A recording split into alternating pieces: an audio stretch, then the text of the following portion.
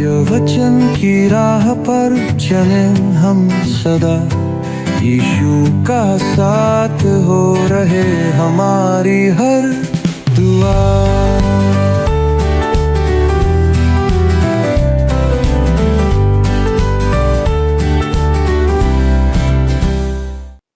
प्रिय मित्रों, आप सभी को प्रेम भरा नमस्कार और आपके मनपसंद कार्यक्रम सत्य वचन में आपका पुनः स्वागत है। हम पिछले अध्ययन में देख रहे थे कि परमेश्वर ने हबक्कुक पर प्रकट किया कि वह दूर बैठा तमाशा नहीं देख रहा है, वह मनुष्य को अवसर देता है, परंतु मनुष्य ये नहीं समझे कि वह बेजान और मूक है। अब हम पद 9 से आगे बढ़ते हुए देखेंगे कि किस प्रकार बेबीलोन ने अशूर पर आक्रमण कर उसे जीत लिया। यह एक रोमांचक भाग है जो हमें उसके चरित्र के बारे में परमेश्वर का दृष्टिकोण प्रकट करता है। तो चलिए मित्रों, शीघ्रता के साथ हम अपने अध्ययन को आरंभ करते हैं और परमेश्वर के सेवक से वचन सुनते हैं। प्रिय मित्रों, आप सभी पर हमारे परमेश्वर पिता का अनुग्रह और दया बहुत आयत से बनी रहे। आप सभी का एक बार पुनः सत्यवचन बाइबल अध्ययन में स्वागत है।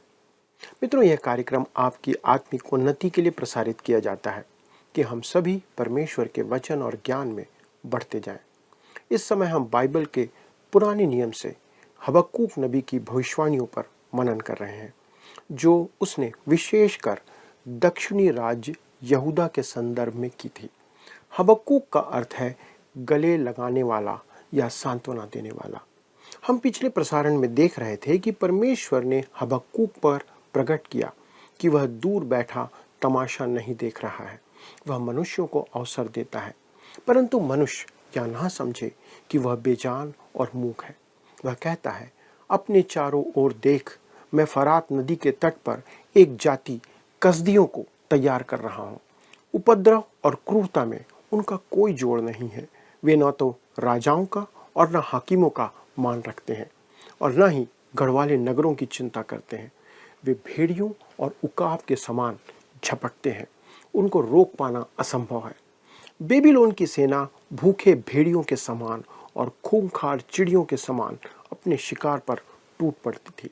कसदियों और बेबीलोन वासियों की यही कहानी थी। मित्रों, अब हम अपने अध्ययन में आगे बढ़ते हैं और हबक्कुक के पहले अध्याय के पद 9 पर आते हैं, जहां पर लिखा है, वे सब के सब उपद्रव करने के लिए आते हैं, सामने की ओर मुख किए हुए वे सीधे बढ़े चले जाते हैं और बंदियों को बालू के किनकों के समान बटोरते हैं। जैसा लिखा है, वे सब के सब उपद्रव करने के लिए आते हैं। मित्रों, परमेश्वर के लोग उपद्रव और हिंसा में संलग्न थे, पर उन्हें अब तक वैसी हिंसा नहीं देखी थी जैसी होने जा रही थी। इसलिए परमेश्वर कहता है, बेबीलोन की सेना को आने दो, तब परमेश्वर उन्हें हिंसा का अच्छा सबक सिखाएगा, वास्तविक हिंसा उन्हें प्रकट करेगा। गलातियों की पत्री 6 अध्याय के 7 पद में हम पढ़ते हैं, मनुष्य जो कुछ बोता है वही काटेगा। कहता है, सामने की ओर मुख किए हुए वे सीधे बढ़ते चले जाते हैं, अर्थात बैरी को रोकना असंभव था। विचार यही है कि वे सामने बढ़ते चले आ रहे हैं, जिन्हें रोकना अब असंभव है। तब आगे लिखा है, और बंदियों को बालू के किनकों के समान बटोरते हैं। नबूकदनेस्सर ने 3 बार यरूशलेम पर चढ़ाई की थी। तीसरी बार उसने यरूशलेम और मंदिर को जला दिया था और बचे हुए नागरिकों को बंदी बनाकर ले गया था। उनका एक ही उद्देश्य होता था, अधिक से अधिक देशों को जीतो और अधिक से अधिक दास बनाओ। यही दक्षिणी राज्य यहूदा के साथ हुआ था। अब हम आते हैं पहले अध्याय के पद 10 पर, जहां लिखा है, राजाओं को वे ठट्ठों में उड़ाते और हाकिमों का उपहास करते हैं। वे सब दृढ़ गढ़ों को तुच्छ जानते हैं, क्योंकि वे दमदमा बांधकर उनको जीत लेते हैं। जैसा लिखा है, राजाओं को वे ठट्ठे में उड़ाते और हाकिमों का उपहास करते हैं, अर्थात वे अपने भुजबल और अपने देवताओं पर विश्वास रखते थे। वे अशूरों की नाई घमंड से भरे हुए चलते थे। तब आगे उसी पद में लिखा है, वे सब दृढ़ गढ़ों को तुच्छ जानते हैं, क्योंकि वे दमदमा बांधकर उनको जीत लेते हैं। वे शहपनाह वाले नगरों को जीतने के लिए बांध बनाते थे, और जब कोई देश समर्पण करता था तब वे उन्हें बंदी बनाकर ले जाते थे। तब पद 11 में इस प्रकार लिखा है, तब वे वायु के समान चलते और मर्यादा छोड़कर दोषी ठहरते हैं, क्योंकि उनका बल ही उनका देवता है। दोस्तों, नबूकदनेस्सर ने ठीक वैसा ही किया था जैसा दानियल 4 अध्याय के 30 में हम पढ़ सकते हैं। लिखा है, क्या यह बड़ा बेबीलोन नहीं, जिसे मैं ही ने अपने बल और सामर्थ्य से राज निवास होने को और अपने प्रताप की बड़ाई के लिए बसाया है। वह घमंड से भरा हुआ था, अहंकारी था, वह केवल अपने आप को मानता था, परमेश्वर को भी नहीं मानता था। दोस्तों, आज भी ऐसे कुछ लोग हमारे मध्य में हैं जो परमेश्वर की अपेक्षा अपने ऊपर भरोसा रखते हैं। हम में दीनता की कमी है। नबूकदनेस्सर का मानसिक संतुलन सही नहीं था। प्रत्येक मनुष्य और संगठन इसी प्रकार स्वयं को दूसरों से उत्तम प्रकट करने का प्रयास करते रहता है। हम अपनी योग्यता, क्षमता और बुद्धि पर निर्भर करते हैं। हम दूसरों पर उंगली उठाते हैं, पद में बैठे लोगों पर उंगली उठाते रहते हैं।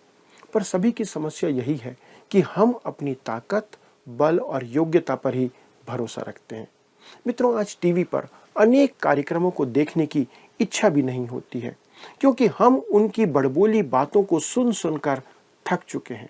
वास्तव में उनकी कोई उपलब्धि है ही नहीं। वे बातें तो बड़ी बड़ी करते हैं, परंतु फल कुछ नहीं होता है।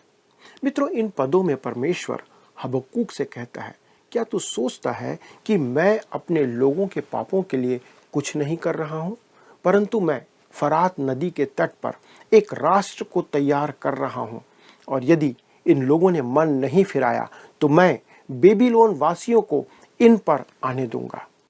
मित्रों, अंततः वे आए और इतिहास गवाह है कि उनके द्वारा यरूशलेम का विनाश भयानक और निर्दयता से पूर्ण था। उनके कुछ निर्दयता के काम तो वर्णन से भी बाहर हैं। अब हम देखते हैं कि हबक्कूक का दूसरा प्रश्न आता है। उसकी दूसरी समस्या क्या है? अब जब परमेश्वर हबक्कूक से कहता है कि वह बेबीलोन को अपने प्रजा के दंड के लिए तैयार कर रहा है, तो हबक्कूक के मन में एक और प्रश्न उठता है। यदि आप सोचते हैं कि उसका पहला प्रश्न एक गंभीर प्रश्न था, तो यह प्रश्न और भी अधिक गंभीर है। आइए हम पढ़ें पद 12 को, पहले अध्याय का पद 12। हे मेरे प्रभु यहोवा, हे मेरे पवित्र परमेश्वर, क्या तू अनादि काल से नहीं है? इस कारण हम लोग नहीं मरने के। हे यहोवा, तूने तो उनको न्याय करने के लिए ठहराया है। हे चट्टान, तूने उलाहना देने के लिए उनको बैठाया है। मित्रों, हबक्कूक की समस्या यह थी, चूंकि बेबीलोन के लोग यहूदा के लोगों से भी अधिक दुष्ट थे, तो परमेश्वर ने यहूदा को दंड देने के लिए उससे अधिक दुष्ट राष्ट्र बेबीलोन को क्यों चुना, जो तुलनात्मक रूप से कम दुष्ट थे? ऐसा पहली बार नहीं था कि परमेश्वर ने इस विधि को अपनाया था। यदि आप यशायाह 10 अध्याय के 5 पद को देखेंगे, वहां पर अशूर को परमेश्वर के दंड के क्रोध का लठ कहा गया है। दूसरे शब्दों में, परमेश्वर उत्तरी राज्य इस्राएल को दंडित करने के लिए अशूर का उपयोग कर चुका था, पर इस्राएल को दंड देने के लिए अशूर को उपयोग करने के बाद परमेश्वर ने अशूर को भी उसके पापों के लिए दंड दिया था। मित्रों, हम उसी बात को यहाँ दोहराते हुए देखते हैं। परमेश्वर अपने लोगों को दंड देने के लिए एक दुष्ट राष्ट्र बेबीलोन का उपयोग करता है, और जब उसका दंड पूरा हो जाता है तब वह बेबीलोन को भी दंड देता है। हम देख सकते हैं कि परमेश्वर मनुष्यों के कामों में दखल रखता है, पर वह प्रश्न तो वहीं का वहीं है कि एक पवित्र परमेश्वर कैसे अपनी योजना को पूरी करने के लिए एक दुष्ट राष्ट्र, एक पापी राष्ट्र का उपयोग कर सकता है। हो सकता है मित्रों, यह आपके लिए एक नया विचार हो, या शायद आपने कभी किसी संदेश में ऐसा सुना हो या ना भी सुना हो। दोस्तों, यदि आप बाइबल पर विश्वास करते हैं तो आप वचन में पाएंगे कि एक कम पापी राष्ट्र को दंड देने के लिए परमेश्वर एक अधिक दुष्ट और पापी राष्ट्र को चुनता है। यदि हम आपकी परिस्थितियों का अवलोकन कर सके तो जो परमेश्वर कर रहा है उसे जानकर हम भयभीत हो जाएंगे। क्यों? क्योंकि एक समय जिन राष्ट्रों के पास परमेश्वर का और उसके वचन का ज्ञान था, जो उसे जानते थे, भले ही वे सतही तौर पर जानते थे, आज वे वचन का और परमेश्वर का इनकार कर रहे हैं। उन राष्ट्रों से ही नास्तिकवाद आज संसार में फैल रहा है। तो क्या परमेश्वर ऐसे ईश्वर रहित राष्ट्रों को उनके पाप में बने रहने के कारण दंड ना देगा? यही प्रश्न हबक्कुक पूछ रहा है। परमेश्वर जो कि पवित्र परमेश्वर है, वह अपने लोगों को दंड देने के लिए क्यों एक अन्य जाति दुष्ट राष्ट्र का उपयोग करेगा? अब आइए हम हबक्कुक की स्पष्ट शिकायत सुनते हैं। सुनिए वह क्या कहता है। हे मेरे प्रभु यहोवा, हे मेरे पवित्र परमेश्वर, क्या तू अनादिकाल से नहीं है? परमेश्वर समय से परे है, उसके बाहर है, वह अनंत परमेश्वर है।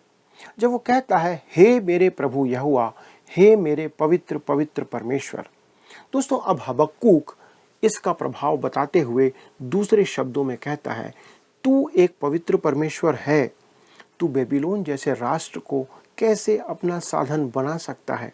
हमने तो स्वप्न में भी नहीं सोचा था कि वे हमारे विरुद्ध हो जाएंगे, क्योंकि वे तो हमसे सद्भावना का संबंध निभा रहे थे। दोस्तों जब हिजकिय्याह रोगी था तब उनके राजदूत उसके पास भेजे थे और उसने उनका भव्य स्वागत किया था। यहाँ तक कि उसने उन्हें अपना सारा खजाना दिखा दिया था। उन्होंने यहूदा को लूटने की उसी समय ठान ली थी। हबक्कुक ने उनकी इस मनसा के बारे में कभी नहीं सोचा था और ना ही वह कभी सोच सकता था कि परमेश्वर उन्हीं के द्वारा यहूदा को दंड देगा।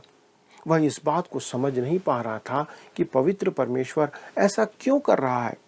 तब वह आगे कहता है, इस कारण हम लोग नहीं मरने के। दोस्तों वह अब्राहम, इसहाक और याकूब को दी गई परमेश्वर की प्रतिज्ञा को स्मरण करता है। परमेश्वर ने मूसा, यहोशू और दाऊद से प्रतिज्ञा की थी। उसने हबक्कुक से पूर्व के भविष्यवक्ताओं से कहा था कि वह उन्हें नष्ट नहीं होने देगा। कैसे? क्योंकि वहां लिखा है, हम लोग नहीं मरने के।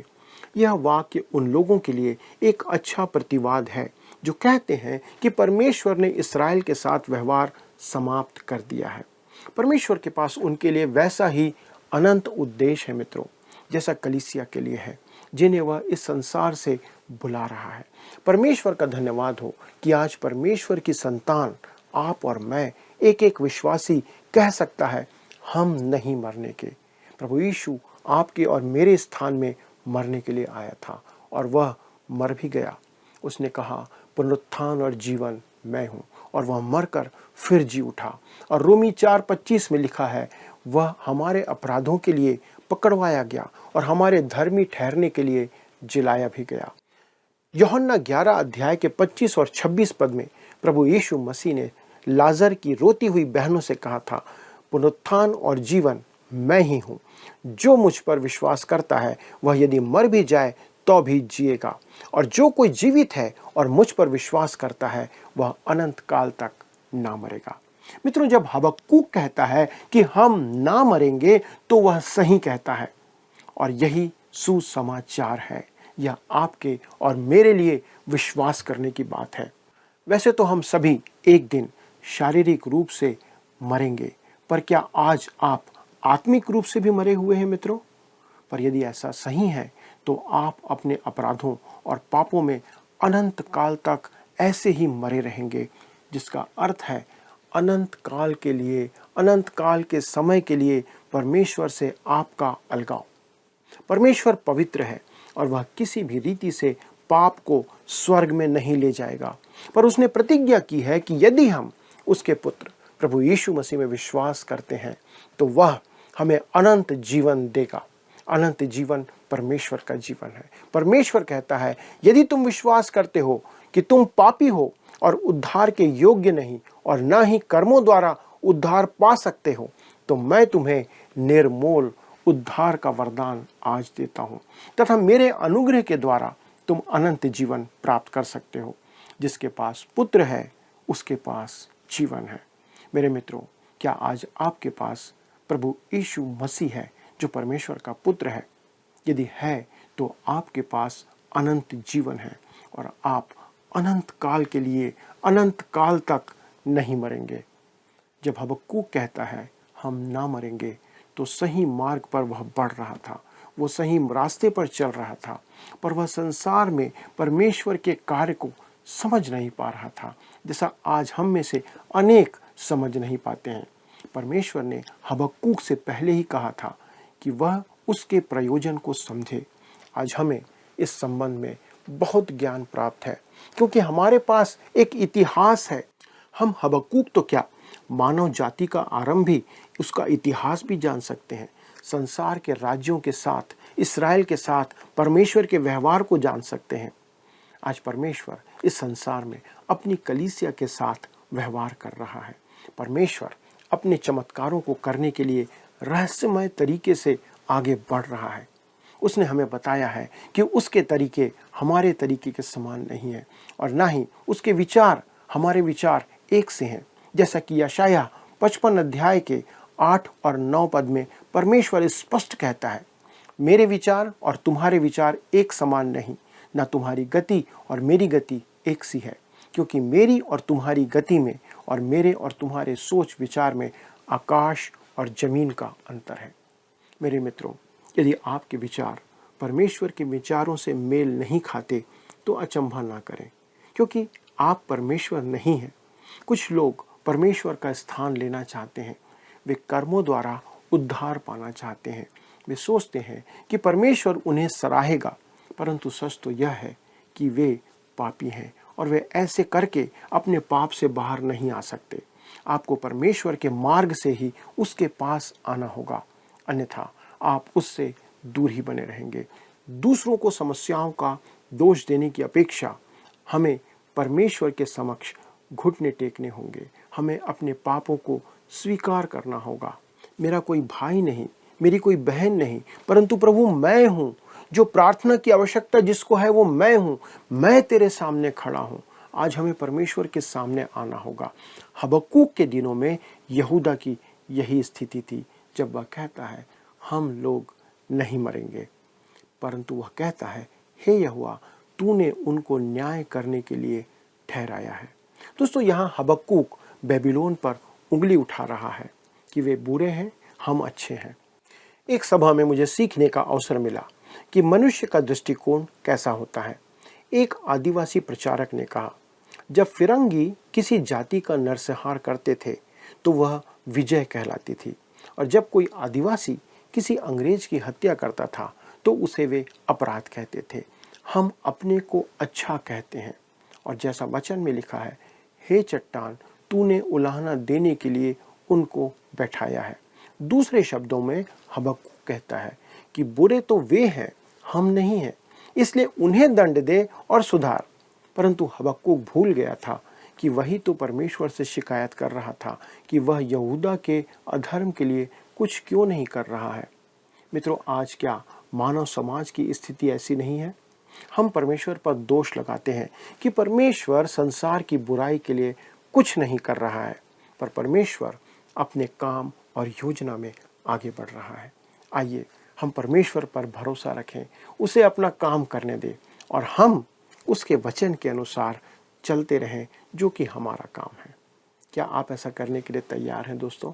तो आइए हम मिलकर प्रार्थना करें, समर्पण करें कि हाँ प्रभु, हमें आज पापों की क्षमा चाहिए, मुझे आज पापों की क्षमा चाहिए, मैं आपके वचन के अनुसार आगे बढ़ूंगा। आइए प्रार्थना करें। स्वर्गीय पिता परमेश्वर, हम धन्यवाद देते हैं प्रभु यीशु मसीह में होकर इन वचनों के लिए, इस अध्ययन के लिए, जो प्रकट करता है प्रभु कि हमें आपके सन्मुख घुटने टेकने की आवश्यकता है।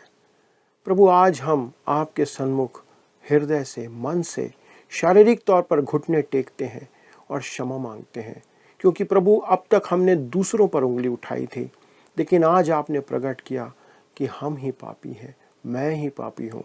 प्रभु, अनुग्रह करें कि ये वचन हमें आपके सन्मुख नम्र और दीन बनने में सहायता करें, क्योंकि आपने प्रतिज्ञा की है कि हम ना मरेंगे, हमें अनंत जीवन दिया गया है। जिसके पास पुत्र है उसके पास जीवन है।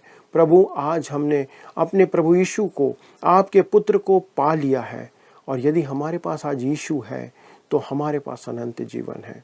पिता, धन्यवाद देते हैं इस प्रतिज्ञा के लिए, इस वायदे के लिए जो आपने अपने वचन के द्वारा हमें दिया और आज इस अध्ययन के द्वारा हमें स्मरण दिलाया।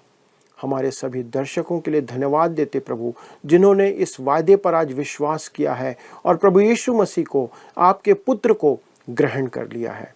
अनुग्रह करना प्रभु कि हम बहुत ही नम्रता के साथ जीवन भर इस प्रतिज्ञा को थामे हुए आगे बढ़ते चले जाएं, क्योंकि हम जानते हैं कि हम ना मरेंगे।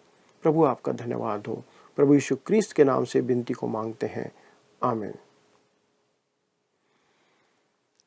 प्रिय दोस्तों, क्या आज आपके पास कोई प्रश्न है जिसमें हम आपकी सहायता कर सकें? मुझे उम्मीद है कि आज का अध्ययन आपके लिए आशीष का कारण रहा होगा, क्योंकि मेरे लिए यह आशीष का कारण था।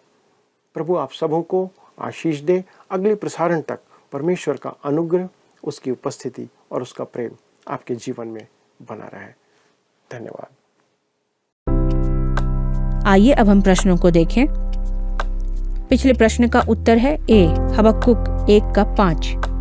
पौलुस हबक्कुक 1:5 के संदेश को प्रेरितों के काम की पुस्तक में प्रासंगिक बनाता है। आज के अध्ययन पर आधारित प्रश्न है, नबूकदनेस्सर ने अपने किस क्रम के आक्रमण में यरूशलेम और मंदिर को जलाया था? ए पहले, बी दूसरे, सी तीसरे, डी चौथे। मित्रों, इस प्रश्न का उत्तर हमें कल सुबह 6 बजे से पहले विकल्प A, B, C या D के साथ अपना नाम, पता, स्थान के साथ 9651433397 पर SMS या WhatsApp करें। प्रियो, आपने देखा कि नबूकदनेस्सर घमंड से भरा हुआ था, अहंकारी था। वह केवल अपने आप को मानता था, परमेश्वर को नहीं। आज भी ऐसे कुछ लोग हमारे मध्य हैं, हमारे बीच हैं, जो परमेश्वर की अपेक्षा अपने ऊपर भरोसा रखते हैं। परमेश्वर अपने लोगों को दंड देने के लिए एक दुष्ट राष्ट्र बेबीलोन के उपयोग करता है, और जब उसका दंड पूरा हो जाता है तो वह बेबीलोन को भी दंड देता है। हबक्कुक कहता है कि बुरे तो वे हैं, हम नहीं, इसलिए उन्हें दंड दें और सुधार। पर मित्रों, सारी मानव जाति परमेश्वर के सामने दुष्ट और पापी है। हम केवल प्रभु यीशु के द्वारा परमेश्वर के निकट आ सकते हैं। अगले प्रसारण में हम इस अध्ययन में मिलकर आगे बढ़ेंगे। तब तक परमेश्वर का प्रेम और वचन आपके जीवन में बना रहे। यदि आप अपने विचार साझा करना चाहते हैं तो स्क्रीन पर आ रहे नंबर पर हमें कॉल या मैसेज जरूर कीजिए। और अगर इस कार्यक्रम को पुनः देखना चाहते हैं तो हमारे YouTube चैनल वर्ड रिसाउंड्स टुडे पर इसे देख सकते हैं। प्रभु आपको आशीष दे। धन्यवाद। क्या आपको यह कार्यक्रम पसंद आया? अभी हमें एक मिस कॉल करें और आप अगले विजेता हो सकते हैं।